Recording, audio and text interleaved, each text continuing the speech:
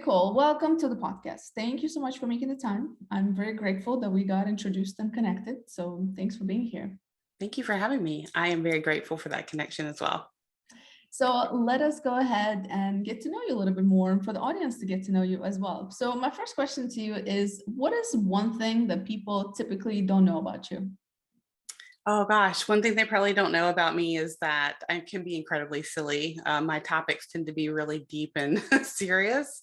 And I think that a lot of people are pretty shocked when they kind of get into my inner circle and just see how silly and ridiculous I can be. So Nice, I appreciate that. So tell us a little bit about, give us a context about, where you come from in terms of your just background, your career background, and bring us up to speed in terms of what you're doing today so the audience can get a feel of who you are. thanks. So I have a master's degree in social work and I'm a licensed clinical social worker. And for about 18 years, I was in the behavioral health field, as a clinician. Either I was a therapist or I was working as a clinical supervisor for other therapists. And I worked in all different populations from, supporting military to, substance abuse disorders, across the board, you name it. The only population I did not work with children. I just knew I couldn't, my heart was not able to take that. So after about 18 years of being in that career, I really started to experience some burnout. And many of the therapists I know, like we go into social work and therapy because we had experiences that were difficult for us when we were children a lot of time and want to help other people with those things. But what they don't really teach you as a social worker or a therapist, or at least not in my generation, was how to take care of yourself.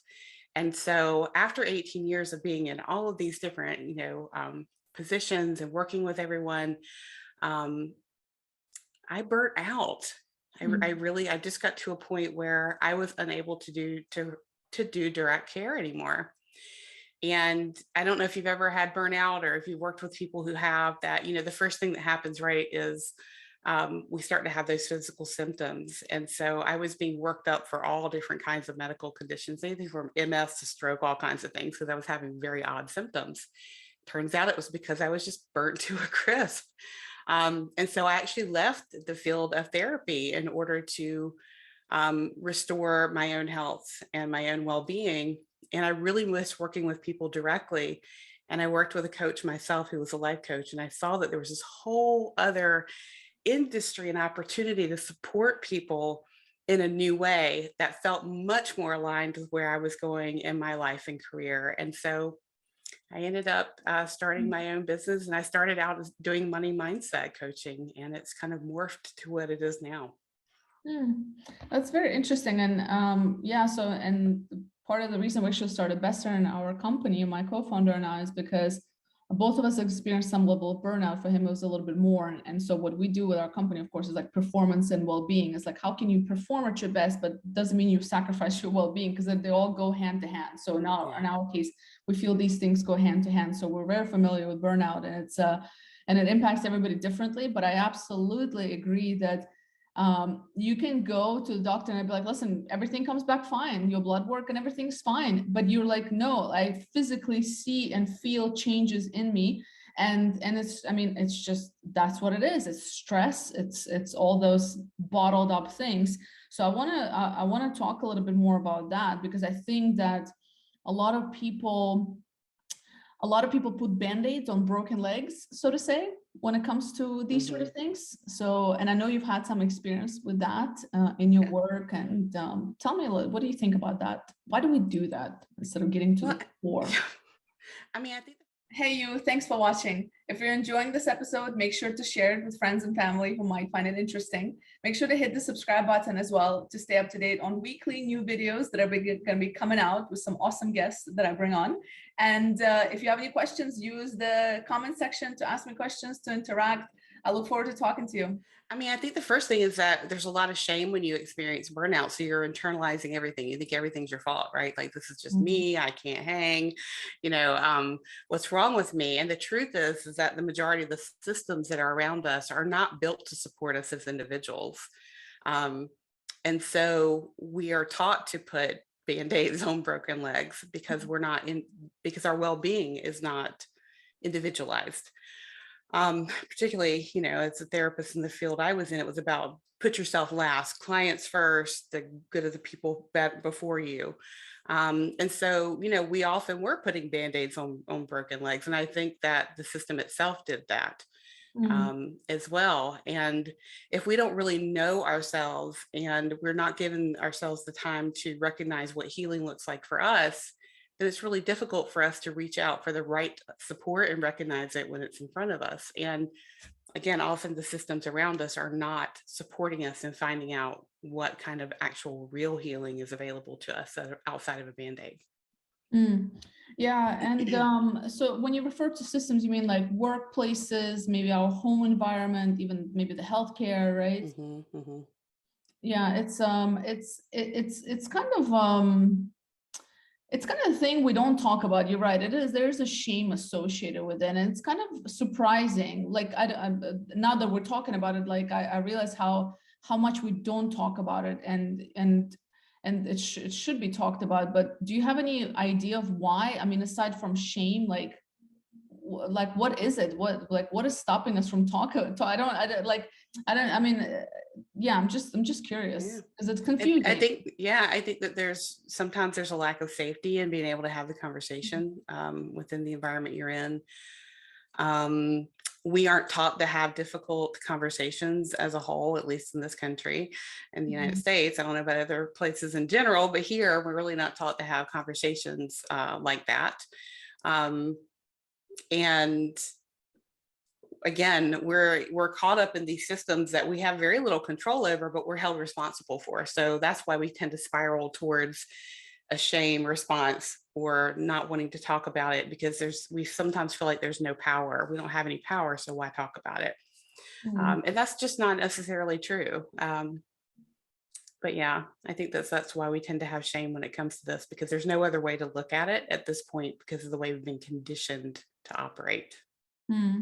Yeah. So, and I wonder if this have you seen this applied? Like, have you seen the difference between generations or between like men and women of how we process that, or is it pretty much just the same across board? Or has it gotten worse with generations, or better? I think it's gotten a little better. I think there's like the divide between the older generation within the workplace. There's kind of some static between. And so there's a lot of, I think, training around leadership and communication that needs to happen. I used to think it was more that, there's a lot of stigma around, men don't talk about their feelings and they won't address shame or have a personal need. And then other people on the other side will say, well, it's all women, they're afraid to talk about it because no one's support, all the stuff, right? But over the years, being a therapist and working as a coach and doing leadership trainings, shame knows no gender, shame knows no association, orientation. We are just all expressing it differently, but we all have a need to have safer, braver spaces, I think, in order for us to not find ourselves at burnout places, to not find ourselves isolated alone in the workplace, in our business. I think that we all need it across the board. And to pick up on that, what do you think, so whether in personal lives or in professional lives, what do you think we as individuals can do to create that space for somebody to have that conversation? I think we have to get to know ourselves first. This is one of the very first things that we talk about in our Dare to Lead intensives that Maya and a co-facilitator run. People will sign up for our trainings and we'll tell them they're all excited because it's, Dare to Lead and it's, Brene trained me and they're just like 1 degree of separation. So everybody's really excited about being there. But when we tell them the first day is, this training and this intensive is not about teaching you how to manage other people or how to train other people or run a meeting. This intensive is about learning how to manage and lead self-leadership. So if I can't be connected to what I understand about me, how I lead, how I get hooked and triggered by things, what my immediate response tends to be, where the challenges that I have, in communication, and those deeper emotional things, deeper emotions that are really impacted by, working with others or trying to communicate and collaborate. If I don't know that about myself, I can't do any of this. And so I think the very first thing that we need to do is really to recognize, what emotional landscapes that we have, barriers that we have, maybe some of the unseen patterns of behavior that we have ourselves first. So we have to go inward. Yeah, absolutely. I mean, yeah, that's the hardest part, actually. It is. It's so much more fun to tell other people how they should do things, right? Listen, 100%. I mean, yeah. I mean, I think that's just a human challenge that we have. And there's a joke and says, "What do single people do? They give relationship advice." All right. So because it's so much easier to give advice, even because I mean, sometimes yes, but also it has to be very objective. You know what I mean? So, but it's very difficult to do that self-awareness piece. And personally, what I've learned about it is it's just continuous, and every week, every month, depending on how much time you spend on it, I guess it's just you learn something new and you fail at something else, and you're like, oh, I have to, I thought I had that, I thought I got that part, and then something happens, a new experience that makes you question certain things or makes you react in a certain, triggers things in you that you didn't even know existed. So and actually those triggers usually relate to some sort of trauma or experience, and this is what I really want to get into with you in this discussion, is because that's something that you spend a lot of time, is trauma and the impact of it and how can people overcome it. So tell us, first of all, like, what is trauma? What do we mean by trauma in this case? Yeah. So I think that we as a culture tend to minimize what trauma is. If I were to take a microphone and go out on the street and just ask people, tell me what trauma is, what the responses I'm going to get are, domestic violence, abuse, PTSD, major health issue, car accident,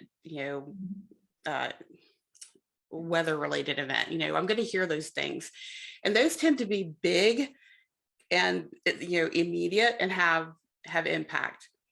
But the thing is that that's only one way to identify trauma. It's a very actually small slice of what trauma can look like. So I think as a culture and a society, we tend to minimize and not understand what trauma truly is. And so many of us are walking around with trauma without recognizing it, which can be really problematic to workspace, relationships, businesses. And so I like to talk about, we call those big T traumas because they're big.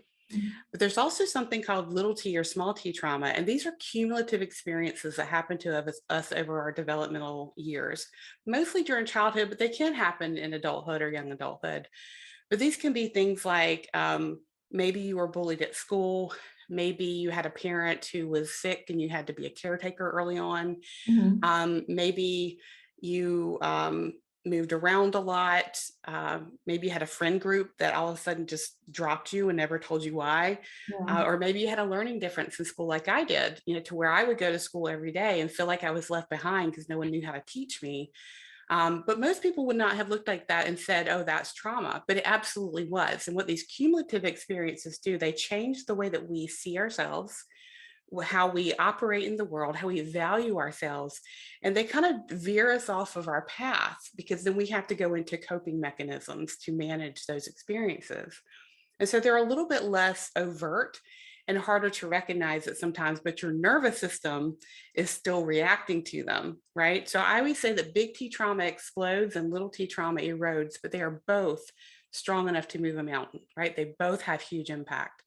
And so I think it's important for people to recognize that, because I've not met anyone yet that didn't have some small t trauma, at least, that is impacting their thoughts, feelings, and behaviors as an adult.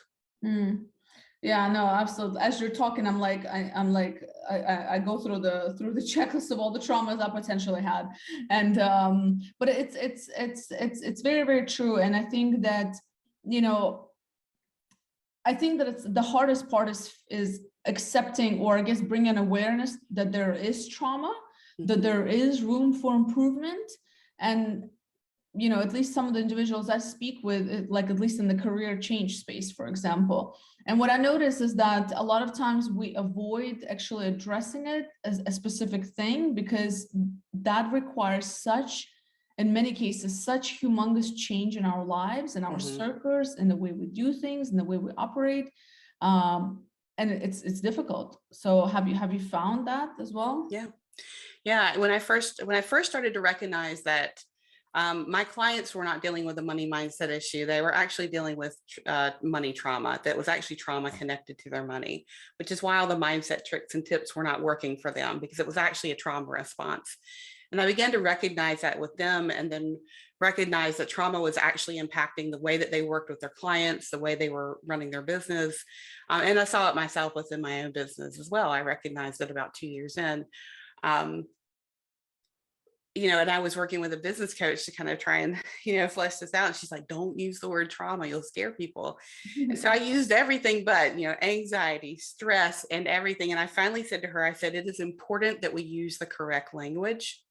And I know that trauma can be a stigmatized word, but that is what is happening here. People's nervous systems are responding with a trauma response. So we need to call it that, but people are really uncomfortable with it. It's an uncomfortable process to go through, to begin to recognize that, first of all, these experiences that I had, that someone told me just to suck it up, or everybody had a hard childhood, or, what makes you think you should get out of it? Okay. All of the external responses that we get when we have challenges that we express, and all that shame that comes along with it.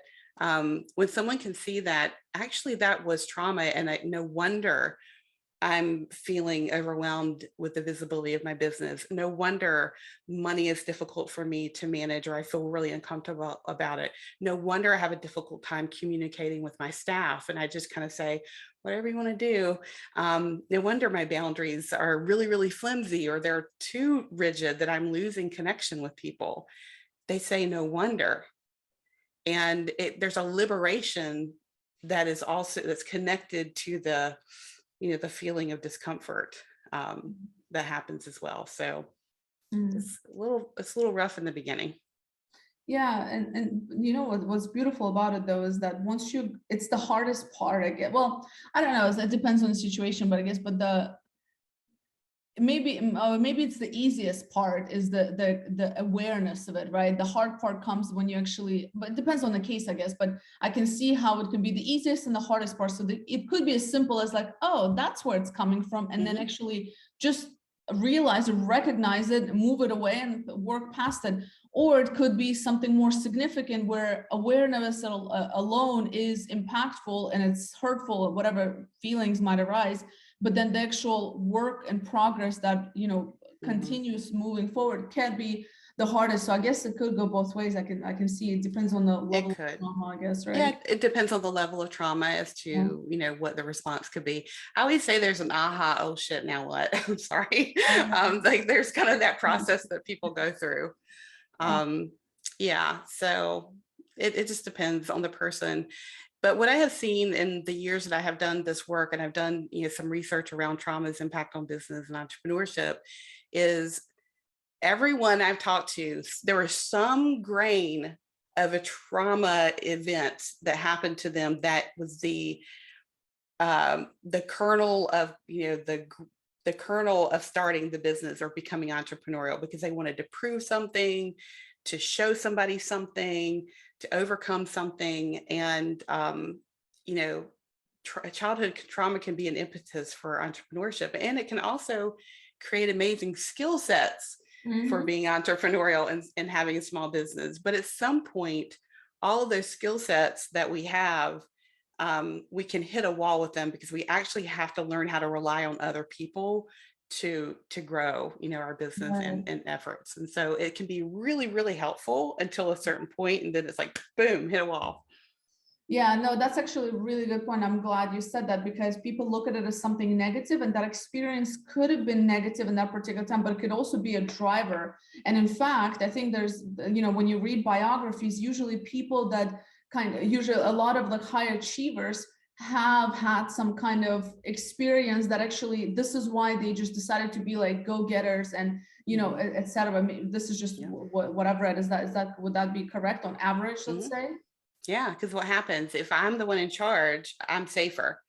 I have control, that's a good point, right? Yeah. I get to control the outcome. It all comes down on me. And so if you feel unsafe at some point, having your own business, being, the founder, all of it, there's a piece of control and safety there that is available. So yes, I see that often, that those high achievers are wanting something. And I always say we put business solutions on emotional challenges sometimes, and that's why we don't get relief. And so oftentimes we're trying to feel safe. We're trying to feel secure. We're trying to feel valued or validated. And if we don't know that's our deeper why that's connected to our business or the desire to be entrepreneurial or be the leader, if we don't know that, then we are not ever giving that to ourselves. So we're not getting the emotional payoff that we need. So we keep moving the goalposts, trying to feel a certain way because we don't recognize what we're actually trying to get through our business. Yeah, that's interesting. It's almost like you are, you just keep going and going and going. Mm-hmm. Just, staying busy. I mean, and sometimes work does, work does save us in many ways, right? Like to put focus into something. There is a blessing in that as well. I think, I mean, at least in my personal experience. Mm-hmm. And I used to have something on my board that used to say, work is one thing you can count on. Because of disappointments that I've experienced, right? So it's like work, you get as much as you put into it. It's like guaranteed, inevitable success. At some point, you're going to get something out of it because, you really, truly get what you put into it versus, let's say, personal relationships or, interactions with other people. It's much more complicated. And I think it's easier sometimes to put ourselves into work. But then, as you said, that at some point you hit a wall because it's all connected. Like it's still you at the end of the day. Yeah, as my friend Siki Baxter says, everything is everything. And so if I think that if I make this amount of revenue, I'm going to feel safe and secure and valuable, and I get there and I don't, what am I going to do? I'm going to go, oh, isn't this number then? I'm going to look for another number, this level of, growth in my company or this many ventures or whatever it is. And the truth of the matter is that if I knew that I was looking to feel safe and secure, and that number is probably not going to make me feel that way, or having 12 staff instead of 10, if I knew what I was really looking for, there are ways that you can provide that to yourself in your business, because I believe that you can heal yourself through your business if you know that's what's needed. Absolutely.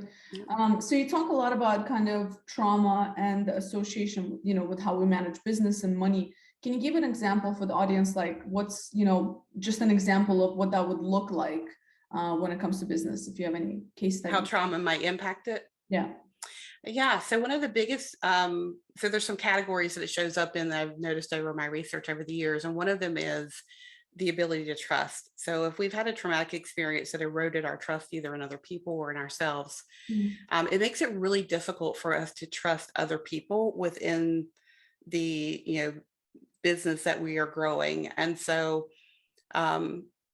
we might find ourselves doing all the things, and then we realize that we need to hire someone else or some other people to take on tasks. And so what do? We hire other people, right? But then we end up just delegating tasks to them as opposed to giving them ownership over a task. And this is something I see very often because that trauma response is there. It makes it very difficult to trust other people. So you might get the delegation, but you're not getting the relief by delegating because you still want to kind of circle back around or still kind of peering over the wall at it.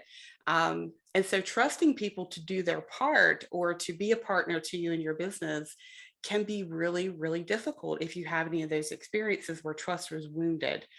And trust, relying on people is the behavior of trust, right? It is the behavior of it because I'm relying on you and I'm recognizing your ownership over this task. And so I'm going to walk away from it. And that's really hard to do. So I think that trust piece is one of the areas that I see a lot of founders who are still emotionally connected to the origin story of their business. They really struggle with that. And, again, it can show up in a lot of ways, but that's just one where, you're not giving ownership to the people who are involved. Yeah, that's a good question. We see this all over in business and leadership positions as well, right? Like with the micromanagers, like it's very quickly that you can recognize where that's coming from. So in business, you have to at some point learn how to let go, and that not everything is going to be perfect, and it's just the way that it is. And in leadership and like corporations, it's also very difficult to be in a position of a manager if you have to micromanage, if you feel like you need to kind of be on top of your staff all the time, and that's just not effective. And and you see this across board, and it's, you know, it's surprising how much of what you're saying is so true in so many people, you know, I mean, myself included here, but and it's surprising to me of how much, again, we don't talk about it, and we don't, do you know what I mean? Like, we really don't bring it to attention. And in my work also with corporations, I see a lot, and we work with managers, and a lot of managers that could be so great, so much better where they are if they would just let go of certain things. But at least what we find, one of the challenges, and I'm curious to what you think about it, is that when you've been operating at a certain level for X number of years, however old you are, it becomes so much more difficult to change, right? Because you've been that way for a long time. So do you see that, you know, does that age part play a role? Do you think it's harder? And like, have you seen that, or have you seen where people, like, you know? Yeah, I think that the older we get, you know, the more neural pathways we've laid down track in our brain to kind of always go down that path of being a micromanager or being involved in everything, as opposed to getting relief and letting things go. And, you know, also our nervous system has been pretty well regulated to feel at ease when we're in control and micromanaging all the things. So we're kind of telling you, hey, we need you to step back from all the things that provide you with a sense of control. There's really no control, but a false sense of control that gives you a little bit of nervous system regulation. We're asking you to peel back a lot at that point when we approach someone. So we can't come to someone and say, you know, you're driving your employees nuts, or if you're a founder and, you know, just really having a hard time stepping into the CEO role outside of the founder and the doer role. What we're asking you to do is to do something really uncomfortable, because we're asking you to be uncomfortable, to let your nervous system be triggered. And so that's why it doesn't work a lot unless you have that full understanding that this human being is being asked to manage their trauma on top of the way that they've operated in this system or this business or, you know, way of managing people for a really long time. So we only have a small picture of the puzzle that we're trying to manage at that point. Yeah, and I guess it just requires a lot of patience and maybe like baby steps to get you to where is that you want to be. It's not easy, and I feel like it's a continuous learning journey. I mean, I'm a recovering control person myself, so I'm better than I was a few years ago, but still, again, like it's a continuous thing. It's a continuous thing, and and what I find interesting about this whole journey is that, again, like whenever you have a new experience, you're like, I thought I was good for this. Like, you know what I mean? Like, I've done the work, you know, but then it's like, this is where you have to really be patient, be like, okay, well, there's more to be done. And I think it is really, truly the continuous thing. And I don't know who I was talking to, but, you know, we're saying that just because you're in the space, like, let's say, of professional development, or, you know, when you're talking about emotional intelligence, doesn't mean that you're perfect at it. Like, right, we're all work in progress. And it's just about, like, you know, owning up to the fact that, like, oh, here we go, I made a mistake again, and and I'm learning from it, and etc. But I think that there's a lot of stigma as well around our profession in terms of just like personal professional development, right? In your work as well, around behaviorals and therapy and stuff like that, that we're supposed to have all these answers, and it's supposed to be this perfect formula and, you know, foolproof and all of that, but it's not the case usually. Yeah. Perfectionism is not possible, period. End of story. It's an abusive narrative. And, you know, personal development is not linear, it is layered. Healing is not linear, it is layered. I was a therapist and a coach, and I have a book over here I wrote about how I recreated childhood trauma in my own business. So, you know, it's all about continuing to explore. And when you start a business, it's a high dive into personal development, whether you like it or not, because your stuff comes up. So it's a real beautiful opportunity to begin to heal some of those things as opposed to avoid them. Absolutely. And for yourself, like as an entrepreneur, is there anything specific that you do to kind of, you know, keep yourself to continue to maybe reflect and maybe question yourself? I don't know what that looks like for you, but how do you stay on top of everything and just manage the ups and downs of entrepreneurship? How do you manage the work? Because you like you said, you take on a lot of other people's energies, and, you know, it's not an easy role. It's not an easy, like, people roles in general are very difficult because you naturally will pick up everybody's energy. So what do you do? Do you have any habits or rituals or routines? Yeah, I think the first thing I do is that I have recognized that my business is something I'm in a relationship with. It is outside of me. I am not my business. And so I set up my business to support me so that it is loving and supportive, as opposed to recreating those demanding and demeaning expectations that are just surrounding us at all times. Mhm. So that's the first thing I do. So I'm looking at my business as a relationship, and I connect with it in that way. And so I'm very clear about when something I'm doing in my business feels supportive and when it Mhm. feels outside of that. So I have that clarity. I also recognize that my clients have their own agency and that they have their own skill sets and their own abilities. And so I'm not responsible for their healing. I'm responsible for being a partner in whatever it is they're choosing to do. And I think it's a different dynamic than when I was a therapist. I just felt so responsible for everybody. Yeah. But at the end of the day, if I'm feeling kind of crunchy or maybe overwhelmed, I recognize that my nervous system has been activated because I had my own trauma from childhood, and that I need to take care of my nervous system. And so I have this big beanbag, body like length beanbag in my office. I'll just go sit in it and read a book for 5 to 10 minutes just to kind of center myself, Mhm. because if our nervous system gets dysregulated, everything else goes out the window. And so I don't think we look enough at how we tend to get activated so that we can manage our nervous system, support ourselves, and kind of bring ourselves back, to some balance. And so that's what I tend to do, that big old lavender beanbag over there, because your nervous system needs it, you deserve it, and we can't outthink a trigger or trauma response or a feeling of overwhelmed by other people's stuff. We have to support ourselves. Mm.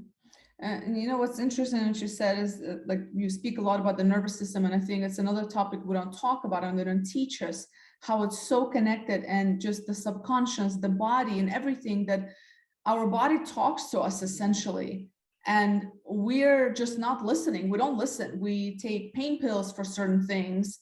We do other things that suppress whatever pain or feeling we're experiencing, and some of it of course is clinical, and it can be, and absolutely, but a lot of it is kind of like a little knock knock, like a little messenger, and how much we don't pay attention. And I think that's one topic that I wish they would talk about in schools, is how the nervous system operates, just to understand what happens behind the scenes, because there's a lot happening, and the billions and billions of bacteria, and the millions of neurons that are just firing as we're existing.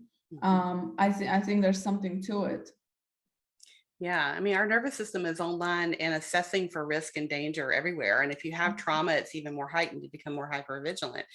So if I walk into a room where there's a networking event, which tends to be something that makes me feel uncomfortable because I'm an introvert, my nervous system has already assessed the entire room, people's faces, the smells, the sounds, before I have fully stepped into the room. Right? Our nervous system is on board to survey, and we just don't know that how in tune it is and how much it's instantaneous. So we're trying to mindset or think ourselves out of something that our body has already completed the cycle of recognizing whether we feel safe in a space or not. Like, it is so instantaneous. And so I think that we need to know that and understand that a little bit more, that we're holding people responsible for intellectually making decisions about something that has happened spontaneously in your nervous system, and that it's supposed to do that as well. So yeah, I agree with you. So much more conversation about that. Yeah, and it's so interesting because if you pay attention, you almost like, even like around people, especially for myself, I tend to, I don't know, pick up people's energies. Maybe I don't know what it is, but like I can feel when I'm in just, I mean, I'm sure a lot of people can, but you can feel when you're in bad company. And that's why sometimes you just click with somebody, and sometimes you just like, you don't know what it is about this person, but I guess it's your nervous system that's just picking up signals. They're like, we don't like it, or it's reminding us of something that we don't remember. Right? And it's associating it with this person or this situation. It's so interesting. It is. No one's looking for trauma in their business. Like, it's not a thing that we're looking for. No one asks you, how do you want to feel about it? Or could there be any experiences that you had that could trigger some, challenging patterns of behavior on your own part. Like no one's talking about that, but it Yeah. is so much a part of creating a successful and emotionally sustainable business as well. So you could have, a client that doesn't sit right with you for no good reason. It could be because it has your nervous system's reacting to that person because of a previous experience, or an employee that just gets on your nerves. Like so much of it happens outside of our awareness. But if we're not asking ourselves the right questions, we stay, kind of mindless and reactive as opposed to intentional and taking steps to either fix it, understand it, or make it work. Mm. Yeah. And in terms of your book, tell us a little bit about like what because now it's there and I love the cover as well. What is it called? Love Your Business? How to Love Your Business. How to Love Your Business. I think it might be backwards, but I'll show. Yeah, no. What is it about? Tell me a little bit more. Yeah. It's How to Love Your Business, Stop Creating Trauma and Have a Business You Love and that loves you back. Oh, And basically this book talks about how I started to recognize that I was recreating childhood trauma patterns within my business, that I was creating an abusive relationship with my business that was not useful or helpful. And also how I was seeing that my clients were doing the same because they were personifying their business as maybe like a parent that was always angry with them, or they could do no right to this for this coach or whomever. And what they were recognizing is like, oh my gosh, my business is my dad. I can do nothing right here, And so the book talks about the awareness that I had around that, the work I've done with clients on helping them go from having a really abusive relationship with their business to where they're kind of recreating those patterns, to getting really clear about what needs to be changed so that they can have a business that feels more loving and supportive. So there's client stories in there. There's my story. There's exercises in the book, that you can go through. And it's a pretty manageable book. It's not really, really long. It's just enough to get you, thinking about it.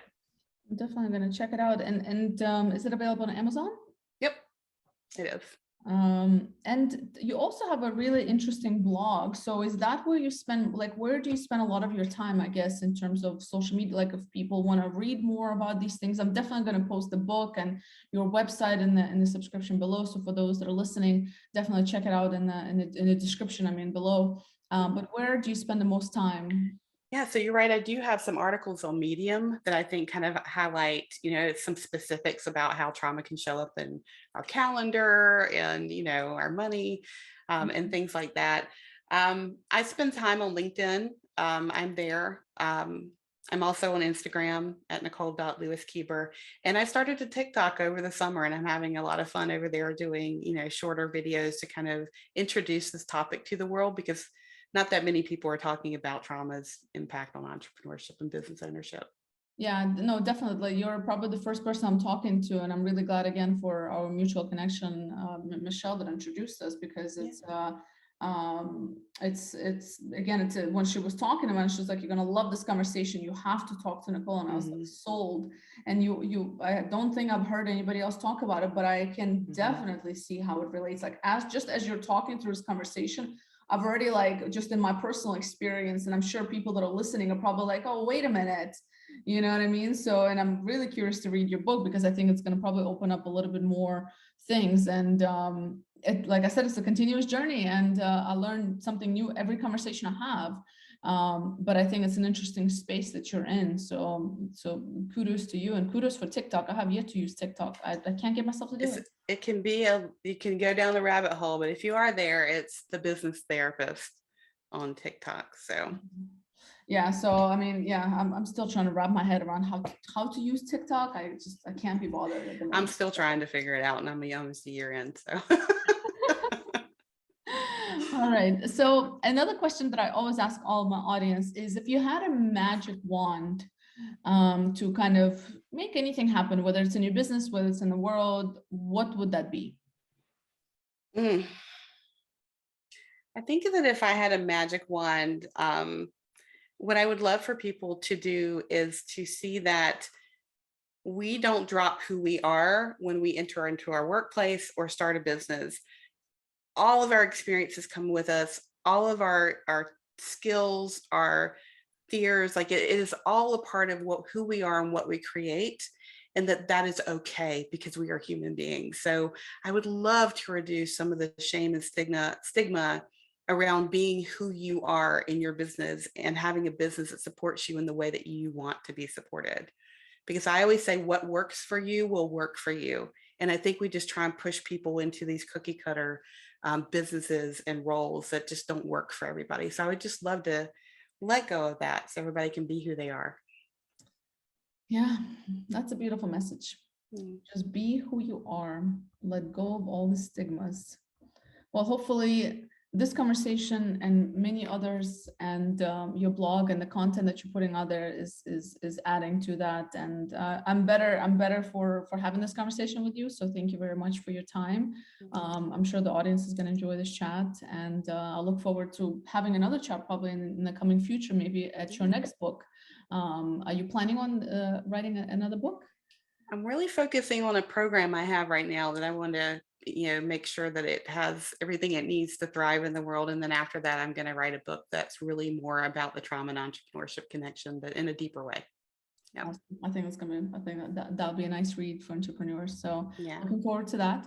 Thank you again for your time. And thanks so much. Thank you for having me.